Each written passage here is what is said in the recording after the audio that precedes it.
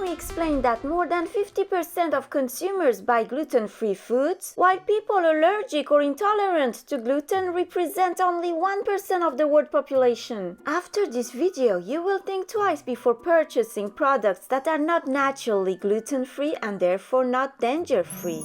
Where is gluten found?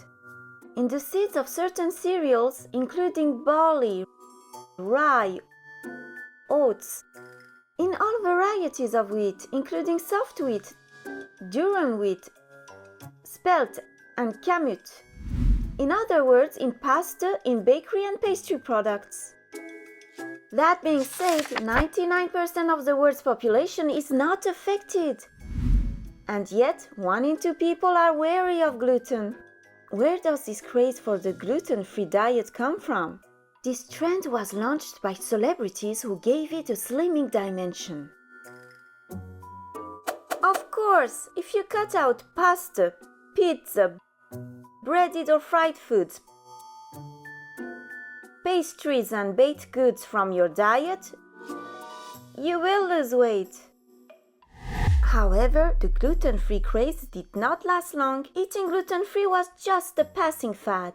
As proof, as soon as food manufacturers saw a potential market, they rushed to sell all kinds of gluten-free bread, toast, pasta, pastries, cakes,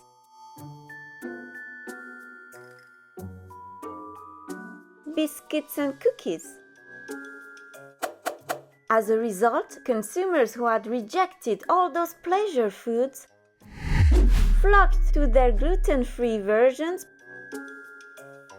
but regained the weight lost initially and even a little more. Because who says gluten-free does not say danger-free? A major scientific study has revealed 2 alarming trends. An American study conducted by the Harvard School of Public Health, one of the largest nutrition teams in the world, carried out on more than 110,000 healthy men and women followed for around 25 years, demonstrated that people who totally or partially exclude gluten from their diet had a greater risk of dying from a heart attack than the rest of the population. According to the findings of this study, eating gluten-free could pose a potential threat to your heart and arteries. The risk is even higher if you smoke, are overweight, have high cholesterol, or have diabetes. On the other hand, this study proves that eliminating gluten from gluten-containing foods increases the risk of developing type 2 diabetes. The reason is simple. Gluten is a plant protein. If any amount of protein is removed from a food product, it almost always has to be replaced with carbohydrates and, what's more, with very fast carbohydrates, which spike blood sugar, triggering a massive secretion of insulin to turn the refined carbohydrates into fat. In most cases, foods that are not naturally gluten-free cause weight gain and induce a state of insulin resistance. The pancreas is then forced to produce more and more insulin to compensate. The pancreas eventually becomes exhausted, hence the onset of diabetes.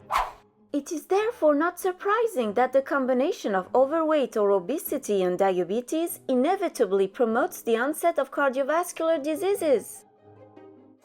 Gluten-free is not danger-free.